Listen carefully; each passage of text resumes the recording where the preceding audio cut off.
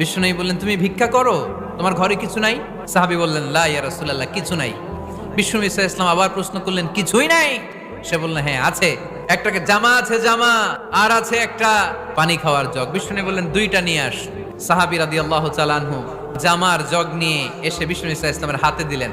বিষ্ণুনবী জামার জগটা ধরে বললেন, কে আছো আমার সাহাবীদের মধ্যে এই দুইটা জিনিস কিনতে চাও? এক সাহাবী দাঁড়িয়ে বললেন, ইয়া রাসূলুল্লাহ, এই দুইটা জিনিস আমি 1 দিরহাম দিয়ে কিনে নিতে চাই। এর চেয়ে বেশি দাম দিয়ে কেনার মতো কেউ আছো নাকি?